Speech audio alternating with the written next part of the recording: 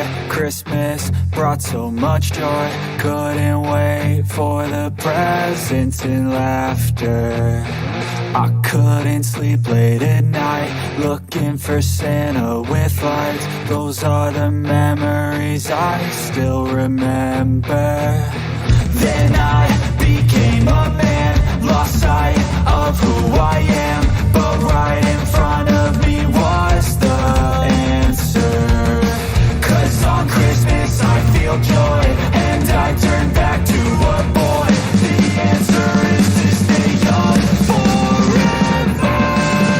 This is not a Christmas, this is not a Christmas song, this is not a Christmas, this is not a Christmas song, this is not a Christmas, this is not a Christmas song, this is not a Christmas, this is not a Christmas song.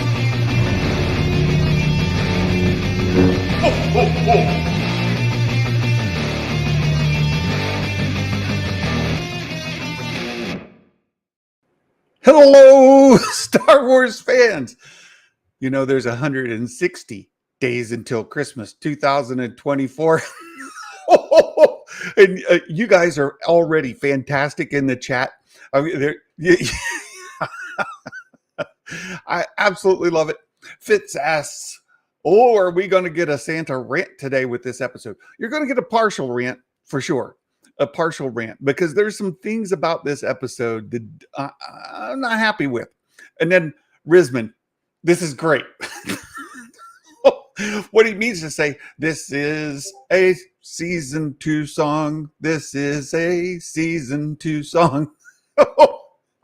We'll talk about that in just a moment as well.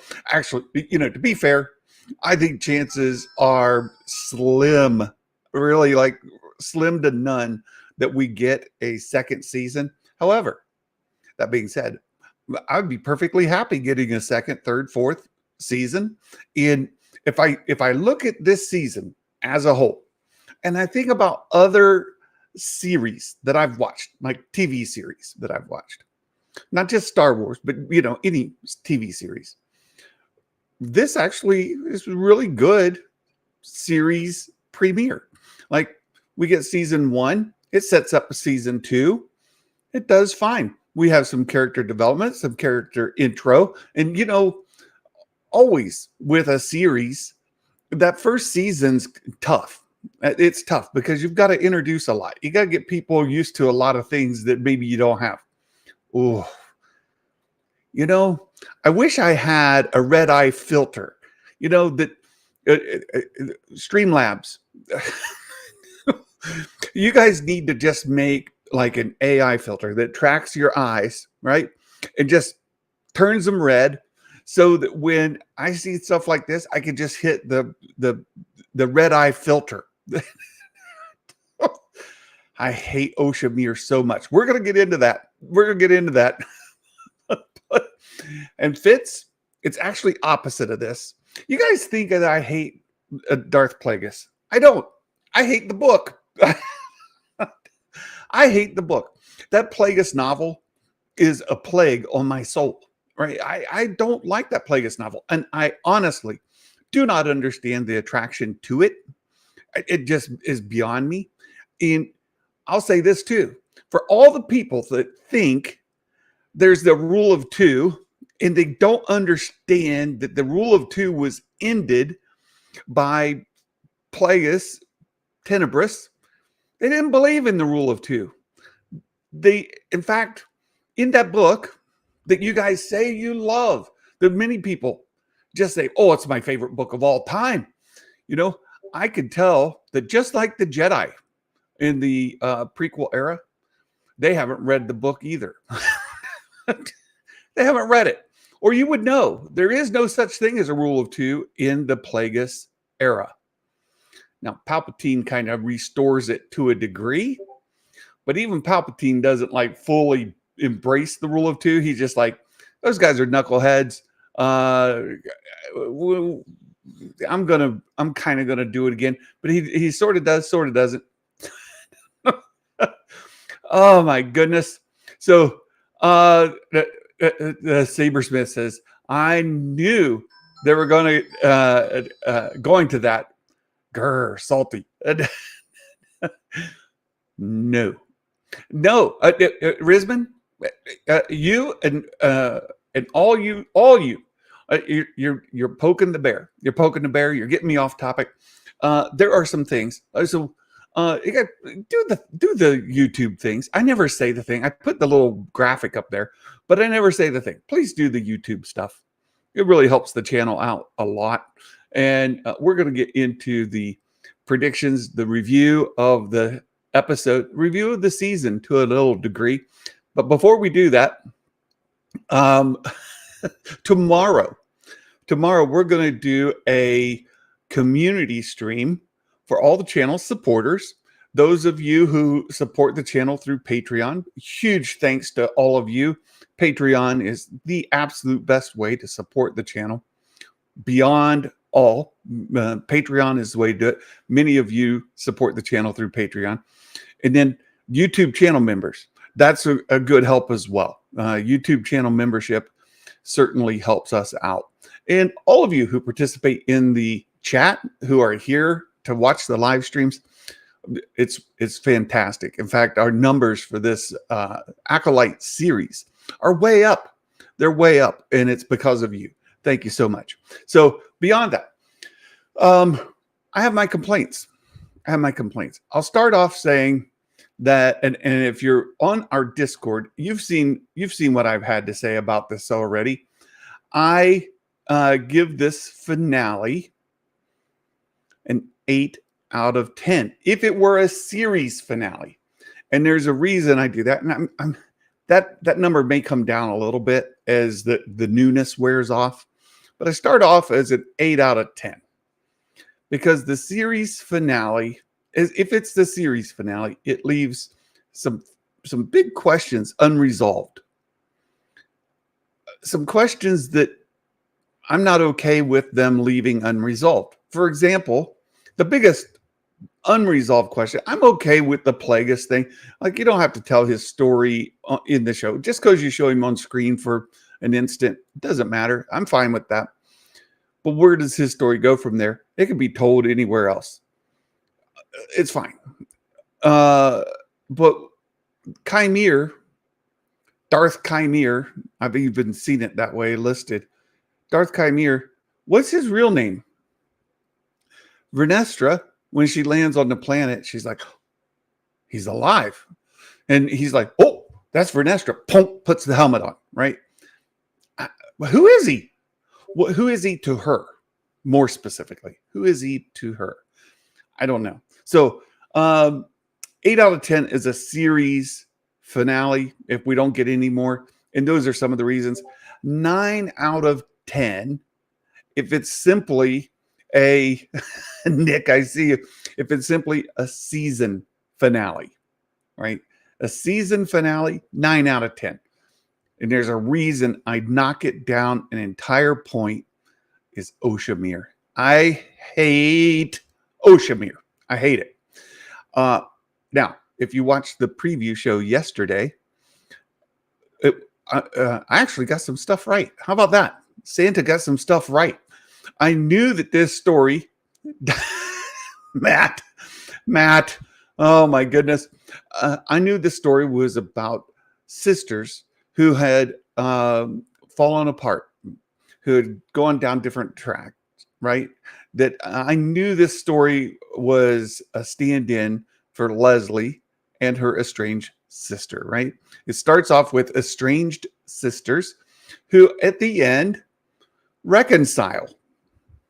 I nailed it. That when we had that in the interviews before this show started. So we were able to pull some of that out. That being said, that's not exactly what this show was advertised to be, is it? I mean, the advertising, the marketing for it is a little off. Excuse me. The marketing said this was going to be a show about the Sith. It's going to be, Sith oriented. And a lot of people got their hopes up. because that's how it was marketed, that we were going to see something along the line of maybe a Darth Bane kind of series where you learn how this person is recruited by the Sith, developed by the Sith, becomes a Sith Lord, like completely Sith oriented. And we kind of delve into that. But that's not exactly what it was. I mean, there was a Sith thread that ran through the entire series, especially going back and looking at it afterwards. But we'll get into some of this as well. Let me get your chats, and then there's a couple things I want to share with you. There's a couple things. Real Ben says, "Hello there. I saw some of your notes on Twitter." He says, "For me, the show was fine, and they wouldn't somehow get a second season and not involve Plagueis.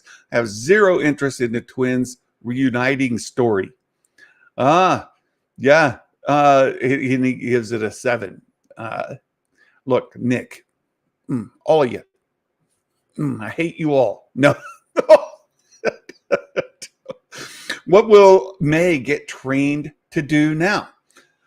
May, interesting story about May, right? At the end, we see where Vernestra wants her to help track a former student of hers who turned to the dark side, who turned evil.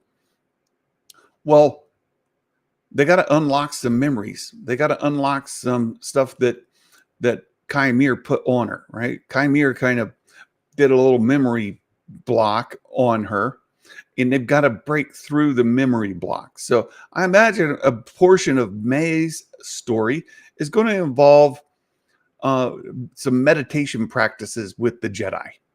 Help unlock some of those memories, remove that memory block so that then she can remember who Chimere is and take them back to the Cortosis planet where Darth Plagueis resides, right?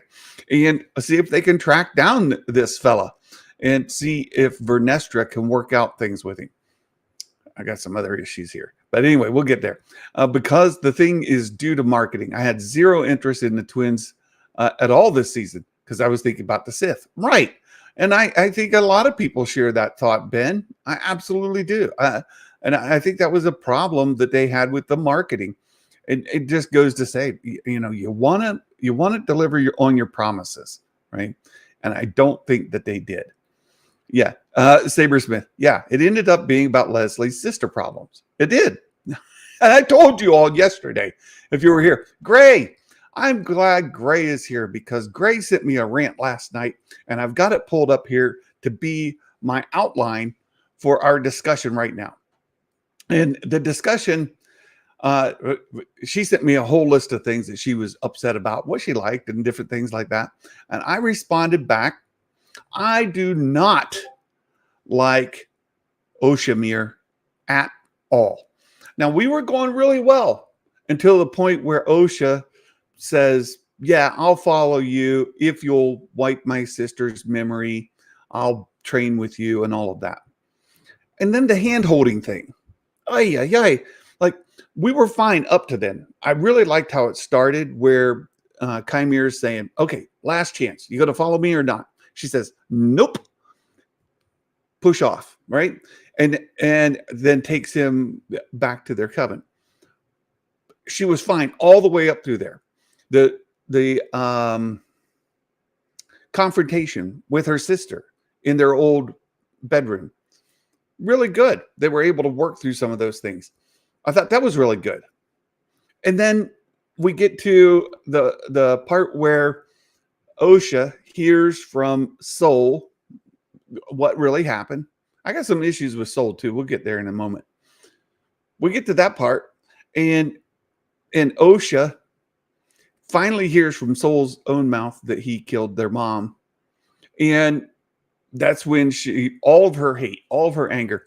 And what I really liked in the bedroom scene is when they were talking and May says, they told you that taught you to hate me, or they told you that I was, the bad guy and all this. And Osha says, no, actually, they were saying you need to let go of that hatred. You need to let go of those negative emotions about your sister, those negative thoughts.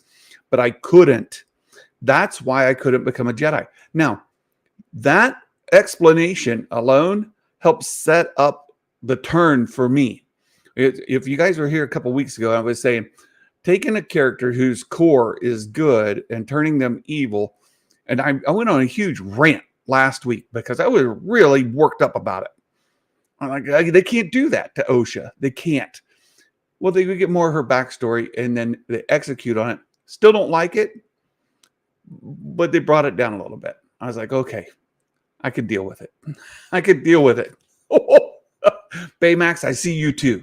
Oh, where's my red eye filter? I just need a button on my Stream Deck where I can hit it and it turns my eyes glaring red. I need that technology. They need to add it to the Stream Deck. They need to add it to, StreamYard, whatever. So she's got all this rage and anger built up in her. In the turning the kyber crystal is her releasing all of that anger, all of that hatred into the kyber crystal to bleed the kyber crystal. I thought, oh, there you go. That's how it's done. Now, I knew people were going to be upset about it, but that's how it's done, right? And I like that she pulled back. I don't like that she killed Soul the way that she did. I really didn't want, why did she need to kill him? She didn't release the choke until he was dead. And once he was dead, she seemed like something in her soul was released. She put all of that into the kyber crystal to bleed the kyber crystal. She choked him to death. And now she was able to release a lot of that anger, that energy. And she reconciles with her sister. They hug it out. They cry it out. I would have been satisfied, and you guys know this. I would have been satisfied had it been that way. Yeah, she had to kill a Jedi without a weapon. Pfft, whatever. Right? She's the weapon, but okay. I thought that it would have worked out better had in her rage she caused a mortal wound on her sister, right? That she struck out at her sister and caused a mortal wound. Then we have Soul give his life, much like a Kylo gives his life to save Rey, because Soul loves Osha so much that Soul gives his life to save one of the sisters, Osha or May. Probably May, or Osha, but whichever. It doesn't matter, right? That would have been a way to kill a Jedi without a weapon. He gives his own life. He's dead. That would have been great. And Osha and May could have, they reconciled. That was there. That was all good. But then we get the threat at the end.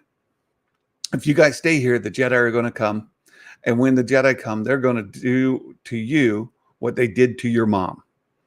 And they're like, okay, well, then we got to go. I didn't care for that too much. So, Oshamir, not a fan. That knocks it down for me. All right. Next, Vernestra.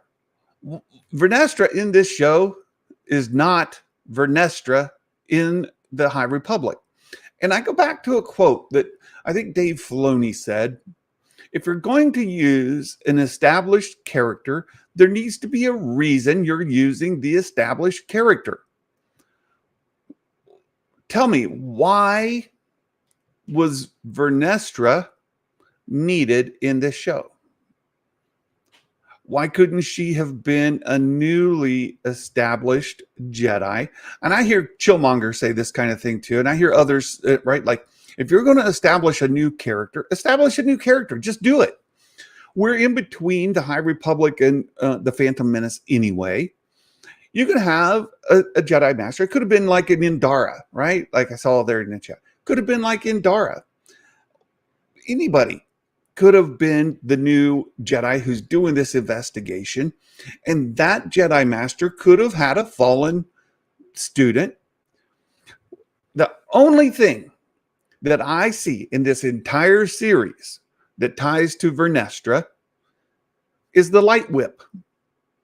And the light whip is only used to cut a bug in half. Come on. Come on. You didn't need to do that. The story could have been told with another character. You didn't even need that scene. It adds nothing to the show except a little fan service for High Republic members. Oh, look, the white light whip. Wackow. You know, knock the bug in half. Great. Bah. You don't need it. Don't need it. Could have just used any other character. But now you've changed the attributes of a character from the High Republic in this show that follows the High Republic, and we've got to get from here to there. And it seems like a bridge. I even heard Alex Damon on Star Wars Explained. And a lot of people call Alex like the shilly of the most shills, right? The shill most, Alex. But if that's that, Alex was even complaining. Like, there's a disconnect for him. I hear a lot of people like that you would maybe attribute to those who are less apt to criticize Lucasfilm, saying the Vernestra thing doesn't work for me. I also agree with what Baymax has said. Her acting was subpar. Her lines, her line delivery, her everything was subpar. We just don't need that, right? We don't need it. This is a lot of Alex's complaining, right? And it was a little light, but you know. So look, I've said it before. Nepotism is not always a good thing. Right? If you know, you know. So, yeah, was Yoda going to be bluffed by Vernestra in the same way May bluffed Soul? Surely not. No. Why? Why would he not be? He doesn't know a thing what's going on. I don't know that, and I would especially say that this is not an attribute that Yoda has ever been given where he can sense deception in somebody else's thoughts or somebody else's things, right? Certainly not, because people lie to him all the time and he's like, oh, sounds plausible. Right? He's clueless through the whole thing about Palpatine. And I know, look, Palpatine's using the dark side, blah, blah, blah, blah, blah, blah. I get all that. Look, I've watched Star Wars, my friends. I know it. But at the same time, he you know, all of the lies that he's told, he buys into them. So why would he not buy into what Vernestra says? Plus, Vernestra is a Jedi Master anyway. She might be able to occlude her mind so that he wouldn't pick up on it. I'm fine with him hearing a plausible lie and buying it. Sure, whatever. You know, I'm good. Is that how you ever imagined a kyber crystal being bled? Nermafia asks. Not really. However, it follows, and I saw somebody covered it. Maybe it was Alex when I was watching Star Wars Explained, how it's been done in different media, and it's consistent. I say it's consistent. It's not maybe exactly what you would imagine, but you know, whatever. They didn't appear to de-age Yoda. Well, that's whatever. You know, somebody who ages over 900 years, what's the difference between 850 or 750 and 850? Yeah, maybe not that much. I don't know. It doesn't bother me. It's the back of his head for 3 seconds. Psh, who cares, right? Not going to get caught up on that kind of thing. Through all his wisdom, Yoda is not perceptive of such things. Exactly, Skywalker's Academy. Really hope clarifies if Plagueis was just observing or if he was creator of the twins. Huge difference. Okay, I think the story tells us the answer to that. The story tells us that, and we're told repeatedly, the witches did it. Mother Anastasia did it. She says she did it. Mother Coral and Mother Anastasia in the Vergence in the Force that's on the planet. That's how they did it. In the Vergence, we're told in the story, the Vergence is how they did it. And it's proof that the planet has this Vergence, that they were created that way. right? So there. I think that answers that. I saw another question asked, and I think Baymax asked it last night in some chat with Jason Ward. Kymir's eyes going black at the beginning of the show. That was definitely Osha that did that. She's using the witch magic and the helmet.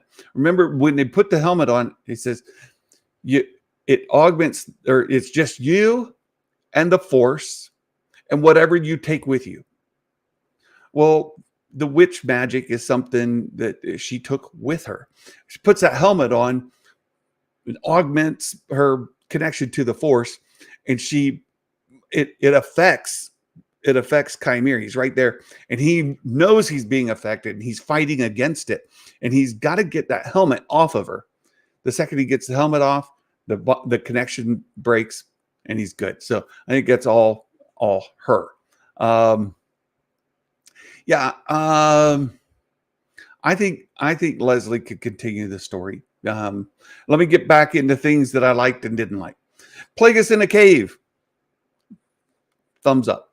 And like I said, many of you think that I hate Plagueis. I don't hate Plagueis. I hate the book. In what this does is it retcons another element of the book. 2 thumbs up from Santa, right? Retcon that book, get it gone, get people to quit saying that it's their favorite book of all time because they've not read it. It's proof in what they say. They like, oh, that's my favorite of all the books, and I read it every other weekend. No, they don't. They've never read it. Or they would know there's no such thing as a rule of 2 during the Tenebrous Plagueis era, right? And they don't know that. They're completely oblivious to it, which I want to get to as well. In the prequels, Yoda says, always 2 there are, right? A master and an apprentice, no more. Yoda says that. That shows that he doesn't know Plagueis exists. He doesn't know anything about Tenebrous.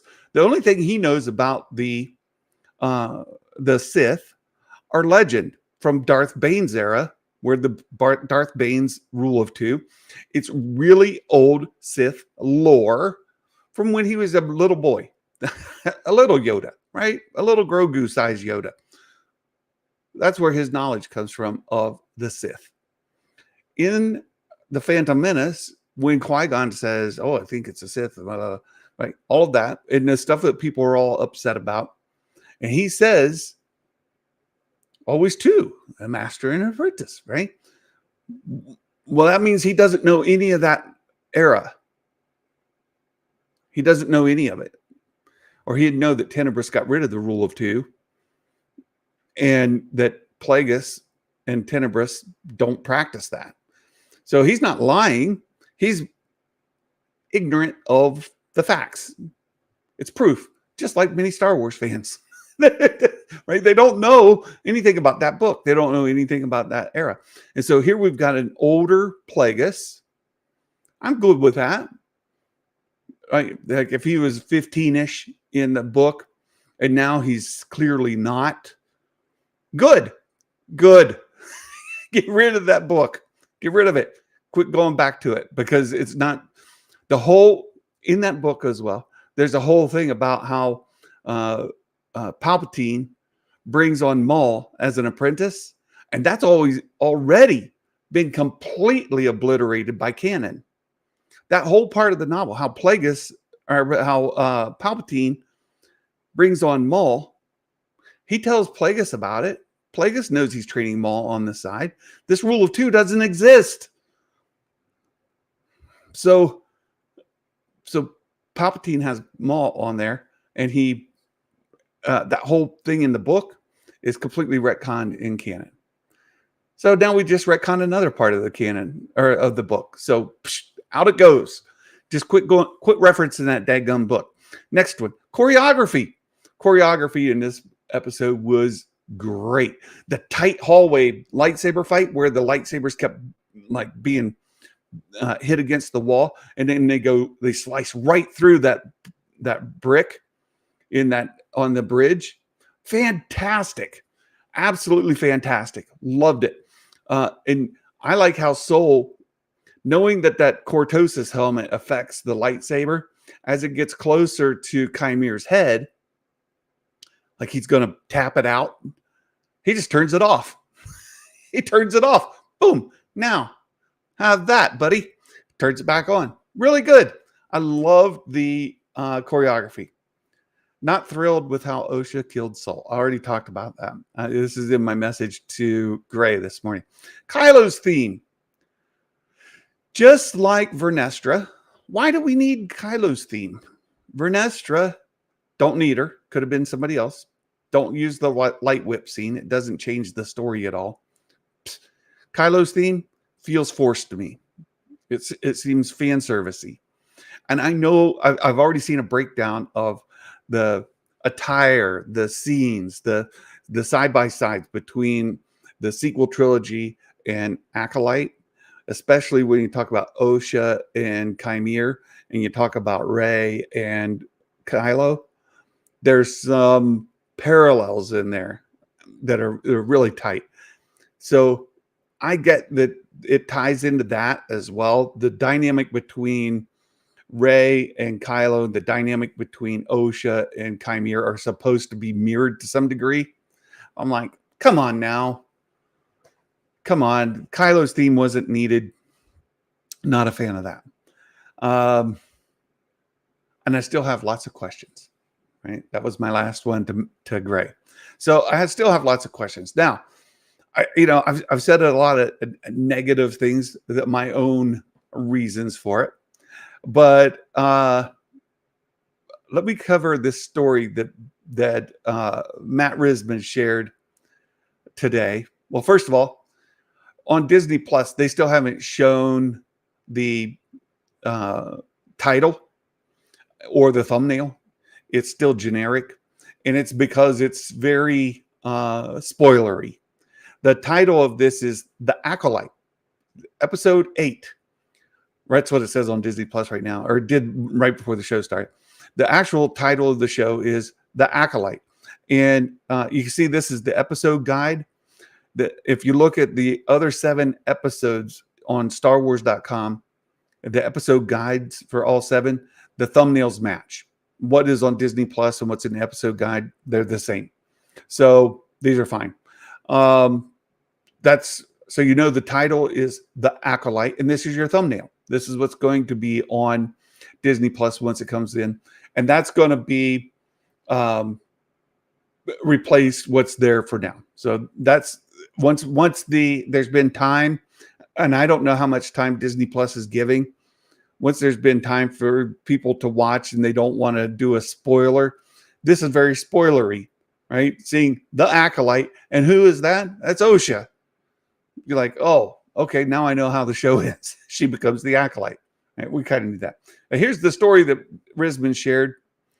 It says, how the Acolyte challenges how we've seen some members of the Jedi. Boy, oh boy. Boy, oh boy. Whew. This article has some stuff in it. And one of them is what Risman's been giving me a hard time about. It says, and I want to stop on this because I was talking with Baymax earlier today, and there's a thing here. Lobo says it's been updated on his phone app. Okay, let me check my phone app here real quick. I'm bringing up Disney Plus. Go to Star Wars, hit the Acolyte, and it's loading. Scroll all the way. Yep, the Acolyte. There it is with the thumbnail. There it is. So there you go. Very good, Lobo. Thanks. So we've been talking about how this show was marketed incorrectly. One of the things they could have done, and this is fantastic here. It's in here. And it could have wordsmithed this bit right here to be how the show was marketed from the get-go. They don't need to mention Sith. And if you read this, there's no mention of Sith in here. Rather than saying that this was going to be a Sith-oriented show, they could have said something along the lines of, again, wordsmith it. I'm not a marketing guy, but anyhow, it says, tells the story of a mysterious assassin plaguing the Jedi Order, the rise of the stranger, or a stranger, and a dark secret haunting several Jedi, right? We could have said, over the course of 16 years. A gripping exploration.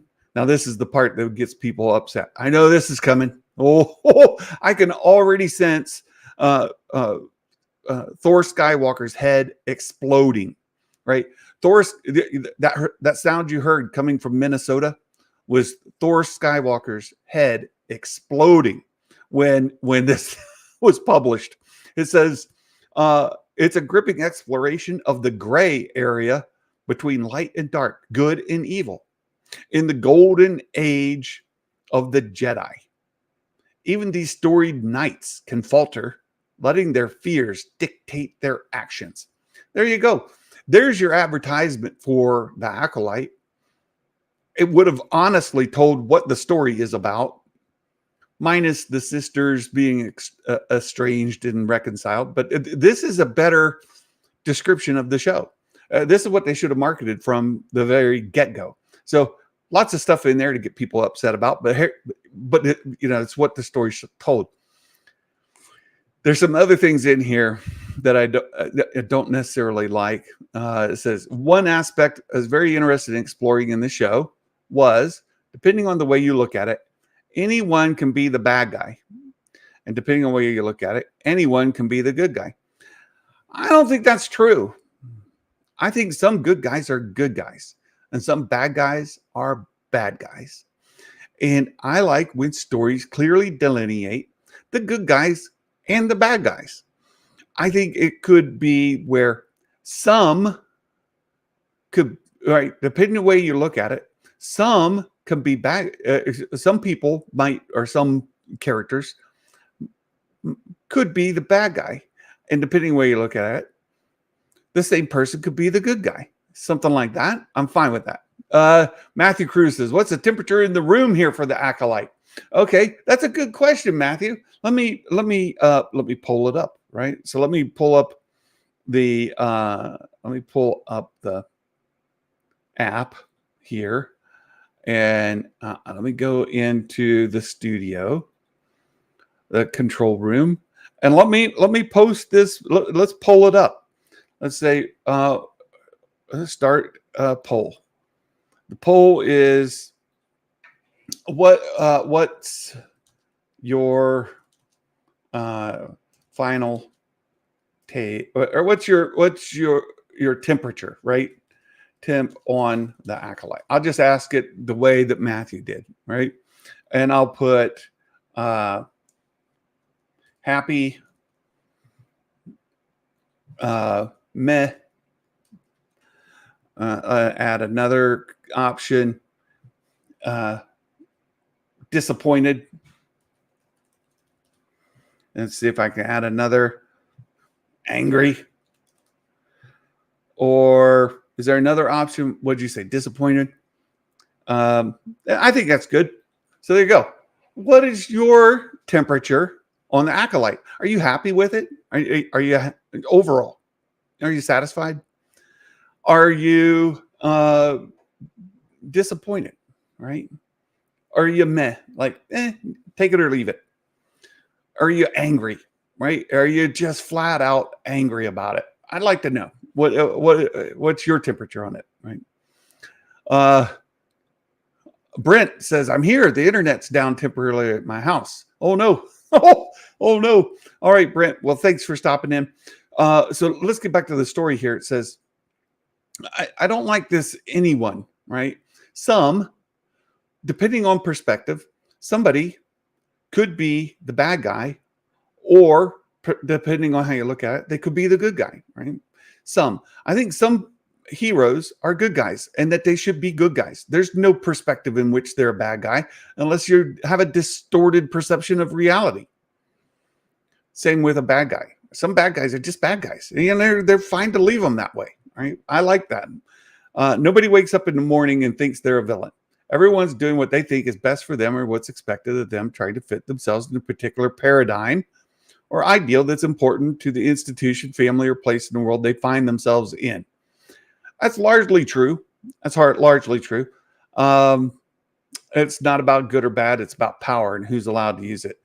Well, again, I could take issue with a lot of that, and I'm just like not thrilled with some of the verbiage in here.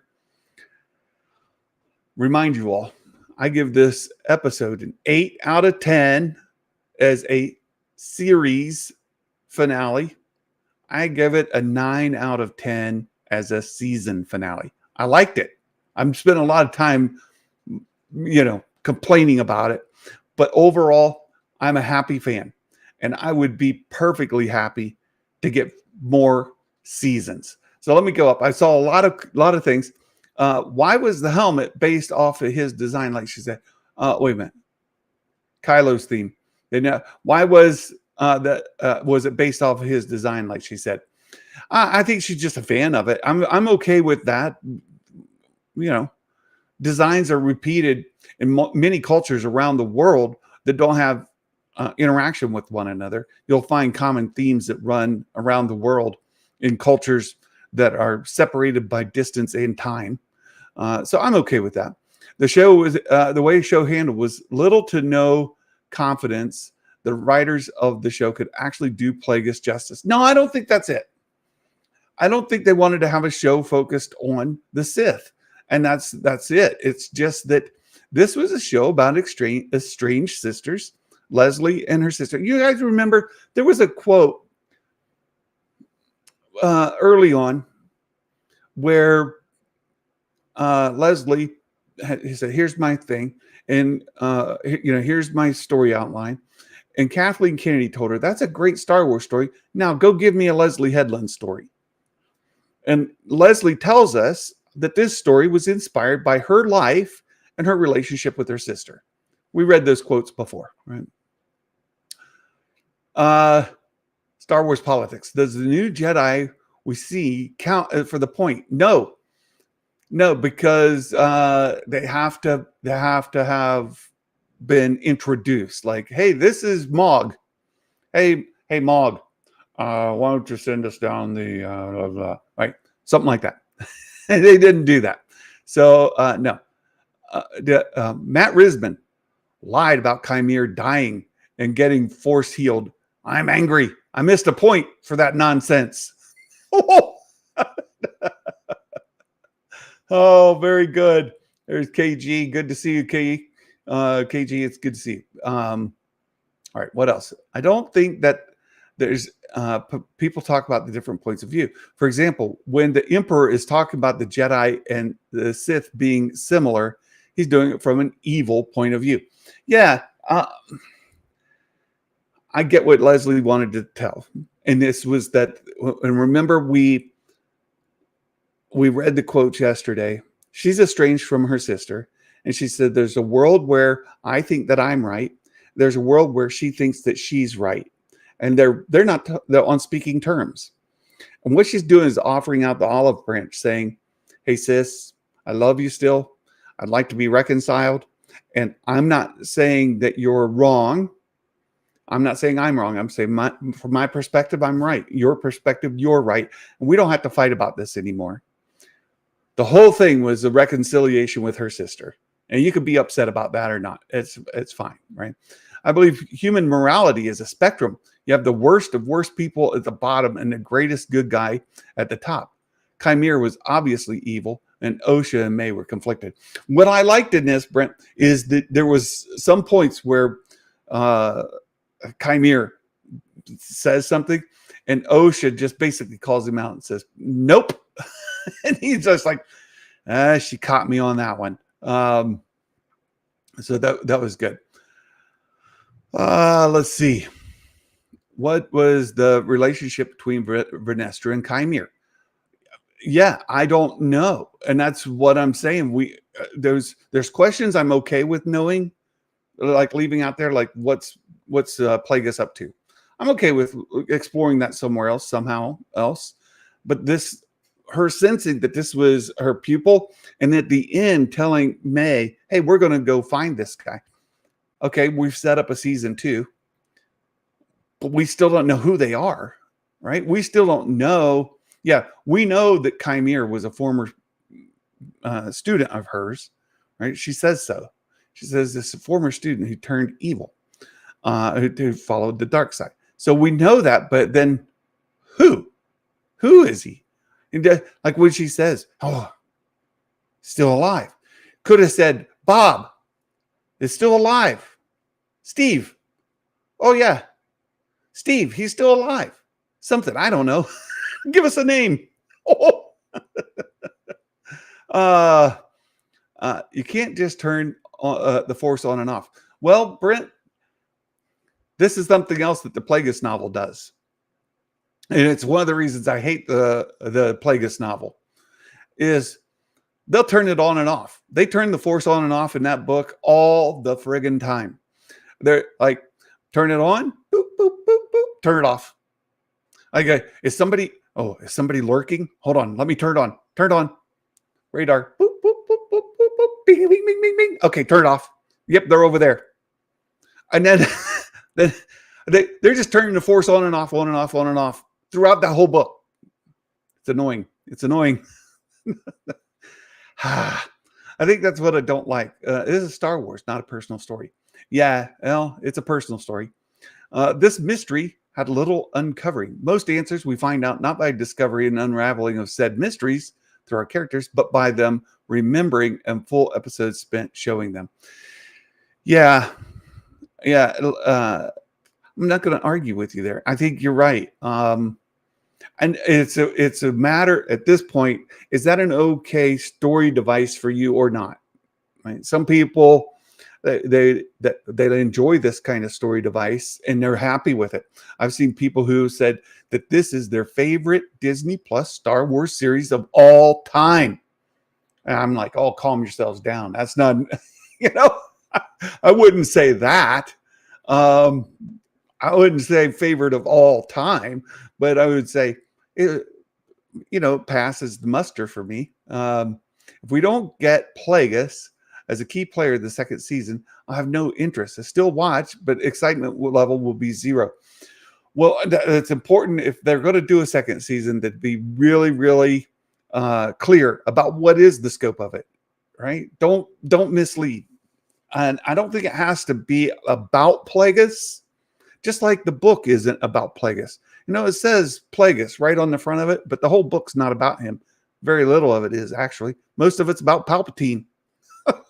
So it doesn't have to be about Plagueis. It can be about Chimere, and it can be about Vernestra and May searching for Chimere and Osha, and a little cat and mouse situation. I could be okay with that. And we find out along the way, like, who is this dude? Is she lying to save Jedi's reputation? Yeah.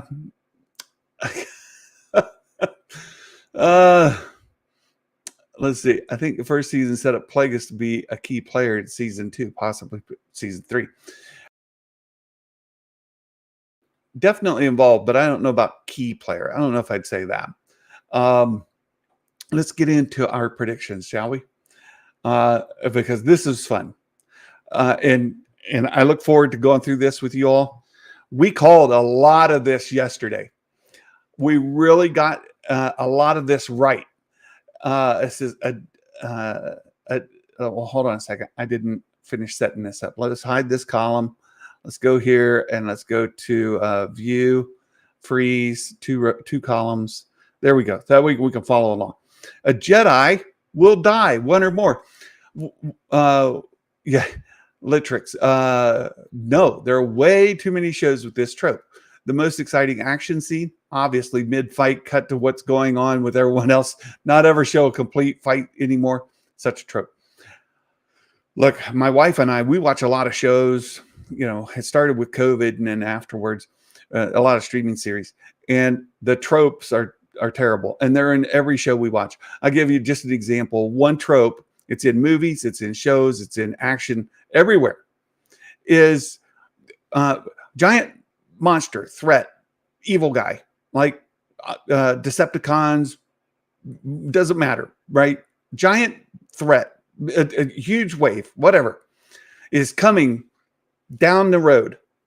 What do? They run the same direction as the thing, right? They're running rather than taking a side alley. especially when you got the giant Decepticon or something, and he's making his way through to attack the Autobots down the way, and then they're gonna fight.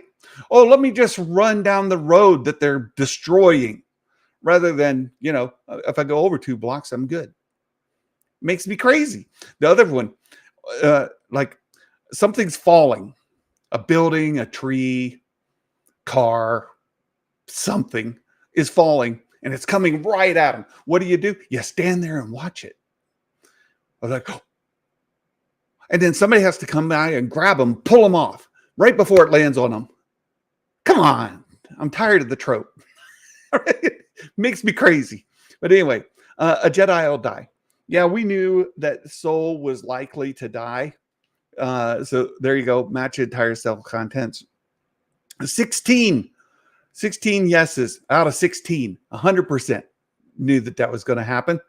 We visit more than one world or planet. Yes, that was another that we knew was going to happen.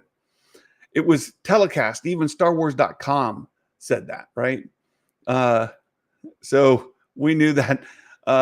Yeah, true. There's a big monster attacking. Hero about to die. Monster eaten by bigger monster.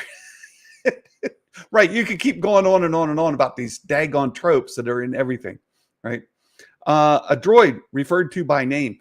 This one was iffy, and I see lots of yeses and nos. We didn't know if they were going to call Pip by name, but when it happened, the first person to ping me last night when it happened was Nerd Mafia. He's like, Pip, hang in there. So that was great. So we'll see more than one lightsaber color. We have unanimous yeses on here, and Matt Risman was telling me last night, we need to make an argument for yes. We don't need to make an argument either way, because everybody said yes. Technically, because the question says red and orange don't count. We saw blue turn to red, so one saber turned 2 colors, but we didn't see 2 different lightsaber colors.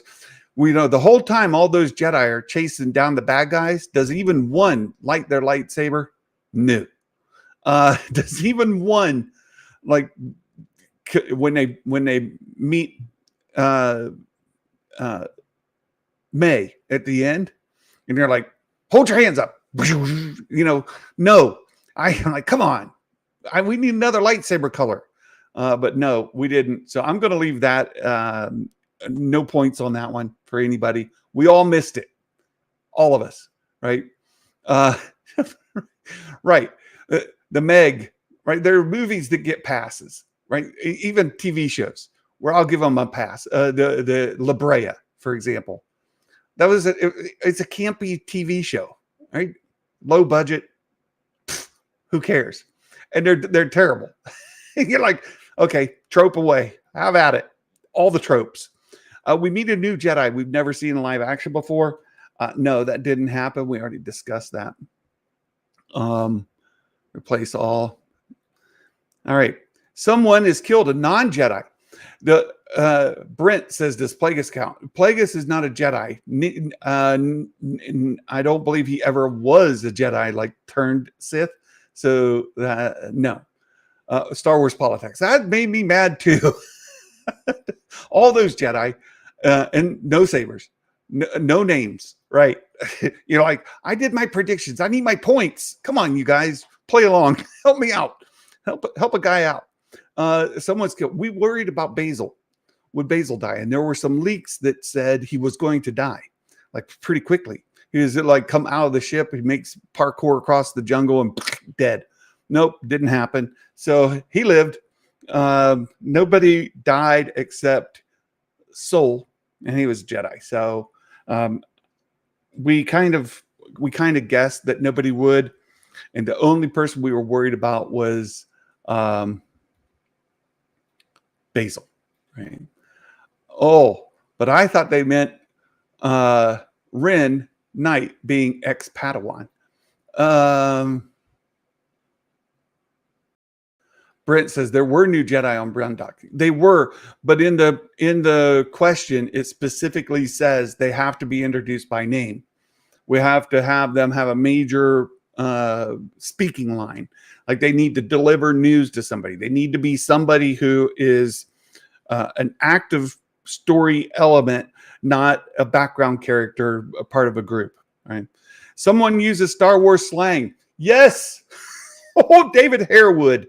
David Harewood got to say, may the force be with you. So there we go. Everybody gets a point who said yes. Thank you, David Harewood. Someone will use the force observably. You know, in that fight sequence, there were some fantastic examples of that. I especially liked when Chimere is sending his two sabers in from different angles, and he's going to attack, and Soul uses the force and just blasts all of them away. It was great. Absolutely great.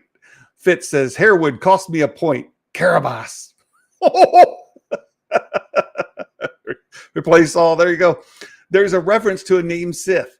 Reference includes the name Sith themselves appearing on screen. And yes, Plagueis did appear. And so, yes, we do have a reference of a named Sith. That was Plagueis. Did they tell us flat out that it's Plagueis? No. Did they tell us even in the interviews afterward that it's Plagueis? No. But if you know Plagueis and you look at that guy, you're like, Plagueis. That's Plagueis. So a species talks with subtitles. That's a very Star Wars tropey thing. We're talking about tropes. No, we didn't get that. So there we go. Done. All right. So far, Santa's got 9 points. Santa has 9. We need to talk about my bonus point here for a second, right? No. Yeah, it was definitely a moon. Or mun. Some people give me a hard time about how I pronounce mun. Moon. I'm not sure how. 2 U's, does it make a oo sound, or 2 U's make a sound? Moon. I don't know. Either way, you got it. You understand what I'm saying. Osha and May reconcile on Brendock. This went absolutely opposite of all the leaks, rumors, and everything else. That's a 5-pointer. That's a 5-pointer for sure. Second half of it, no Oshamir following the finale. Oh, Santa missed that. But Nerd Mafia pointed out, Santa, that's an illegal guess anyway. Right? That's an illegal guess. We could in the predictions game, it says right in there, no negative predictions like this won't happen or that won't happen. And I put it right in my own guess. So I have to subtract a point for an illegal, right? So 5 points for the guess part that I got, absolutely right. -1 for the illegal part gives me 4. 13. Oh, 13. So there you go. You got to get 13 to get onto the Wall of Fame.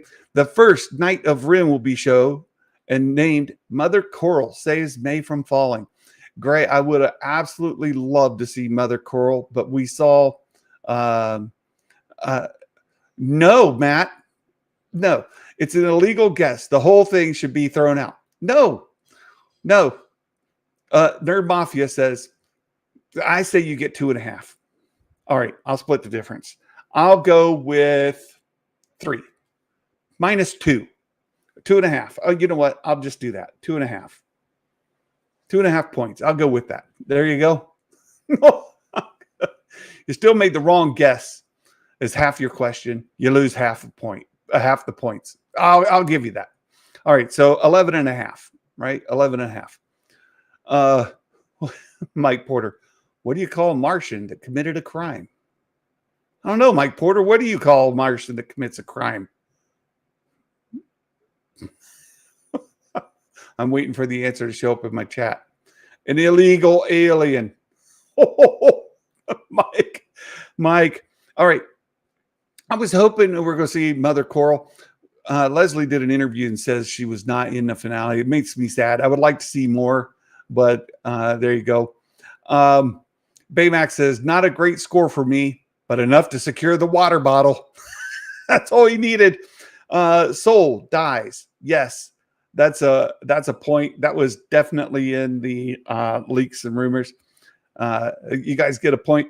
Baymax says Vernestra Rowe will appear in front of the Senate. Now, she did not appear in front of the Senate.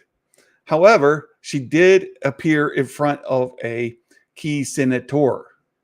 So you know what, Baymax? I'll do the same for you. I'm going to be generous. I'll give you half. I'll give you half. The question is, was that a 1-pointer or a 5-pointer? Do you get a half a point for this? StarWars.com told us Vernestra had her robes, her high Senate robes that we had not seen. So it was already given. I'll give you a half a point. You get a half a point. 6.5. There you go. Aggressively relaxing. A new Sith becomes canon. We get in-show confirmation that the unknown world is the same that Bane originally visited. I loved you went for it, aggressively relaxing. But no, it could have been the same that Plagueis and Tenebris visited. But, you know, there you go.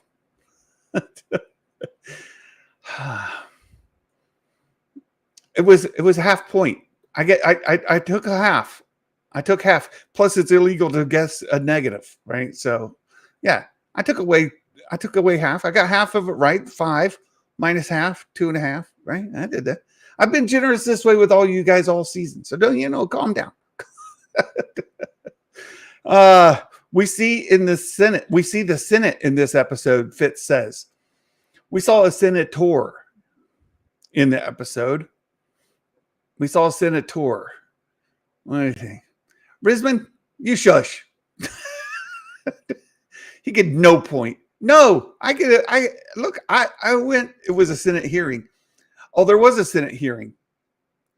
Okay. We did have a Senate hearing. So I'm going to definitely give Fitz the point. Yeah, Fitz gets the point. Very good. Says KG should get half a point. We haven't got to KG yet, right? OSHA learns the truth about what happened on Brendock. Yes, OSHA did learn the truth about what happened on Brendock. We'll give you the point. I'll give you that point. Vernestra Rowe appears in front of the. Oh, you want? Okay, I'll give Baymax the full point. There you go. OSHA may reconcile to defeat Chimere together. Brian Stone, they reconciled, but they did not defeat Chimere. So, look, Santa's fair. I give you 2.5 points. I give you 2.5 points. They did reconcile, but they didn't defeat Chimere. Even though you said, and I'll give you a half a point. It was a 5-pointer for the reconciliation. Soul dies. Yeah. David Harewood plays the Chancellor, a member of the Senate. Nerd Mafia. Yes. Oh, yes. That was leaked. So you get a point for that. Or was that just speculation? You know what? I'm going to say that's speculation. I'll give you 5 points for that, Nerd Mafia, because that was not leaked. It was not reported that that's who Dave Harewood was saying. It was speculation that people had. So there you go. I'll give you that. Even that leak, I don't think anybody's flat out said it. Matt Risman, Space Chase. There you go. Oh, he went for the easy point. Soul turns to the dark side. Chimere is revealed as Soul's brother. I love that. I love that, Brian Kelly, but no, that didn't happen. Oh, looks like I got to do some formatting here. Just a second. We'll format these. All right. We get a Tenebris and Plagueis reveal. KG, I'll give you a half a point there. Oh, yeah. And then Star Wars, Acolyte, Episode 8, Return of the Pip Droid. Somehow Pip returned. Oh, I love it. I predict that somehow by the end of this finale, Pip will be restored back to his original state, possibly with a backup memory data bank. Like, where's R2 when you need him? OSHA loves that droid. So how could she forget about him and not have a backup? It's been a fun season. Thank you. Well, thank you to Star Wars Politics. And you know what? You went out there. Somehow Pip returned. He's restored back to his original state. He does follow something from Osha. Osha says, Pip. And he responds like he already knows what she wants him to do. And he squirts the stuff into May's eyes. She doesn't have to give the whole thing. So I'll give you 2.5 points. Right. I'll give you 2.5 points. How about that?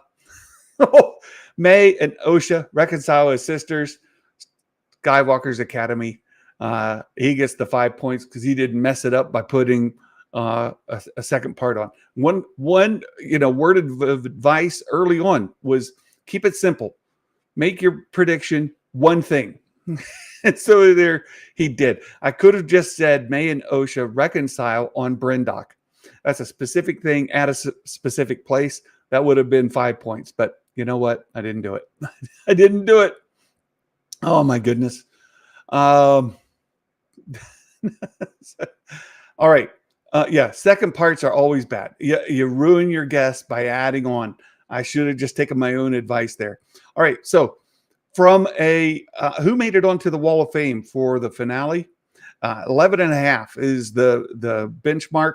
Brian Stone made it onto the Wall of Fame. Nerd Mafia, my friend, made it onto the Wall of Fame. Who else had 11.5? Skywalker's Academy. Just three of you made it onto the Wall of Fame for episode 8. And there you have it. You guys will add your points to the season leaderboard. Here's the leaderboard. We had Brett Phillips, Mike Yaney, Brian Kelly, and Nerd Mafia.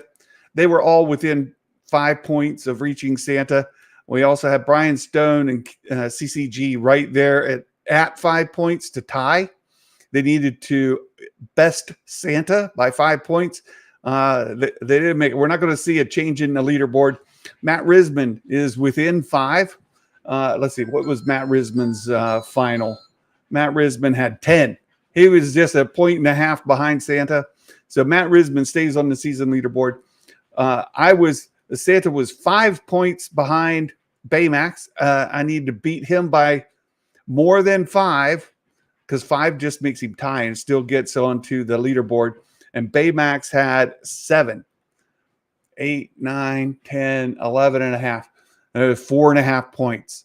So he still stays on the leaderboard. Baymax still stays on. Star Wars Politics was more than 5. He stays on the season leaderboard. And Skywalker's Academy, he beat Santa again. So the 4 of you will receive your Star Wars Santa merch from the merch store. You can find the link to my merch store in the description of the show below. You can find it there, and you can order some Star Wars Santa merch. Like maybe you would like a t-shirt, or as Baymax, like he left his water bottle. He left it on a plane. So you know what? Baymax gets, if he wants a new water bottle, he can get a new water bottle. Or, we've got hats. We've got hats right there. Right? You get yourself a hat with embroidered stitching on there. Look at that.